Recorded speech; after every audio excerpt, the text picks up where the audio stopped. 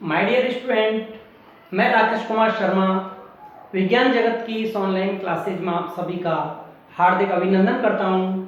मैं आपको इससे पहले वाले लेक्चर में मैंने पढ़ाया था अन्य प्रकार की बहिस्रावी ग्रंथियां।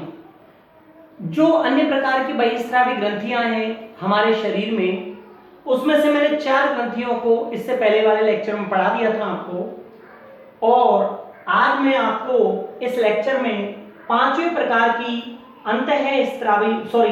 बहिस्रावी ग्रंथि पढ़ा रहा हूं, जिसका नाम है सेबेसियस ग्लैंड अर्थात ऑयल ग्लैंड। ऑयल ग्लैंड को हिंदी में तेल ग्रंथि कहा जाता है। तो ये ग्रंथियां मेल पीगी कोशिकाओं से बनी होती है। कौन सी कोशिकाओं से?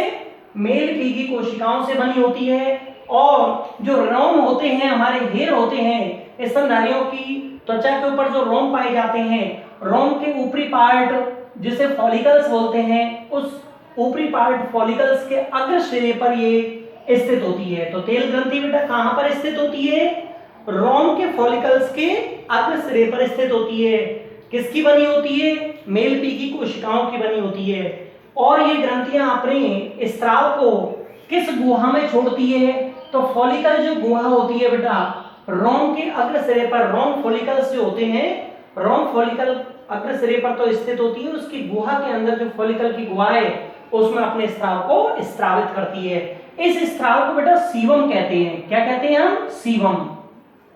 और सीवम के कारण ही इन ग्रंथियों को हमने सेबेसियस नाम दिया है। ध्यान रखना बेटा, सीरूमिनस ग्रंथि इसका समानार्थक शब्द है, वो तो कान में पाई जाती है, जबकि ऑयल ग्लैंड जो हमारे त्वचा के रोम के जो अग्र पार्ट है उस पर स्थित होती है, उस तेल ग्रंथि को ही सीवम के स्राव के कारण सेबेसियस नाम दिया गया है। ठीक है।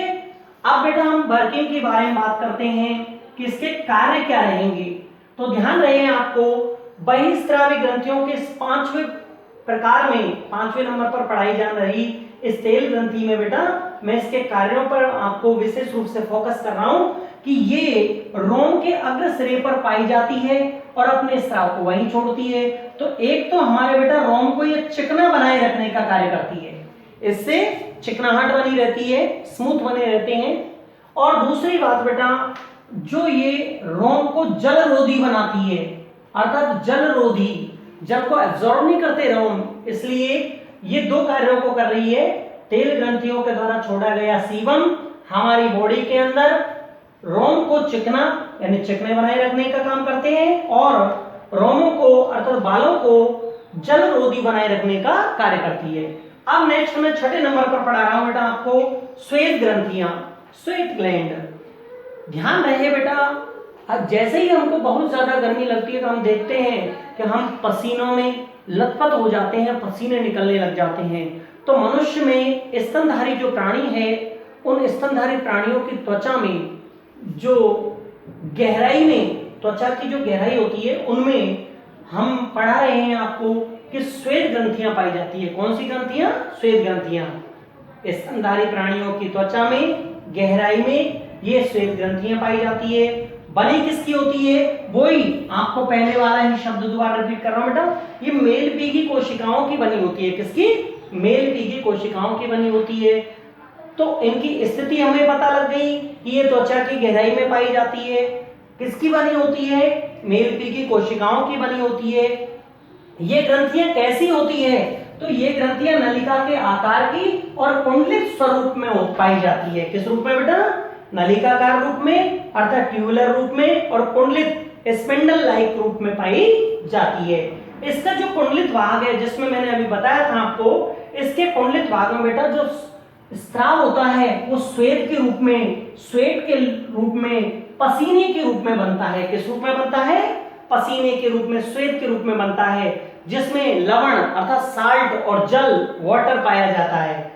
अब तुम्हें बात मैं बताता हूं कि मैंने अभी ये कहा था कि ये ग्रंथि किस रूप में पाई जाती है? नलिकाकार कुंडलित। तो कुंडलित भाग में तो बेटा श्वेत का क्या हुआ है? निर्माण। और नलिकाकार रूप में बेटा ये नलिका के स्वरूप में ये ग्रंथि नलिका के द्वारा त्वचा की सतह पर जाकर खुल जाती है। तो नलिकाकार स्वरूप हो गया।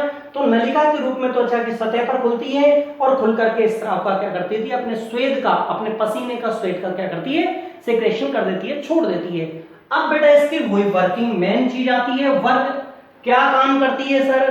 तो सबसे पहले तो मैं आपको बता देता हूं बेटा, स्तनधारियों की त्वचा में ये टेम्परेचर को मेंटेन करने का कार्य करती है, टेम्परेचर को रेगुलेट करती है, कंट्रोल करती है, नियंत्रित करने का कार्य करती है। और हमारी बॉडी में कुछ जो उत्सर्जित पदार्थ बनते हैं बेटा, एक्सक्रिएटरी प्रोडक्ट बन जाते हैं, उन एक्सक्रिएटरी प्रोडक्ट को भी कुछ मात्रा में, संक्षिप्त मात्रा में बाहर छोड़ने का कार्य करती है। तो बेटा मैंने आपको लेक्चर नंबर जो इससे पहले वाला है उसमें और इस लेक्चर में मैंने आपको इस प्रकार से 6 बहिस्रावी ग्रंथियों का अध्ययन करवा दिया है। अर्थात आपको मैंने 6 प्रकार की बहिस्रावी ग्रंथियों के बारे में उनकी स्थिति बता दी, वो किस प्रकार की ग्रंथियों का रूपांतरण होती है, कौन सी ग्रंथियों से उनका निर्माण होता है, उनकी पोजीशन क्या है, उनके द्वारा छोड़ा गया स्त्राव का क्या नाम है, स्त्राव कैसा है, किसके द्वारा उसमें कंसंट्रेशन क्या क्या रहेगी, तथा उनकी हमारी बॉडी में वर्किंग क्या रहेगी, इसके लिए मैंने आपको इस लेक्चर में पढ़ा दिया है। Okay, thank you. आगे के लेक्चर देखते रहिए, विज्ञान जगत ऑनलाइन क्लासेस का मजा लीजिए और इस कोरोना काल में बेटा सुरक्षित रहिए, स्वस्थ रहिए। दोबारा से थैंक यू।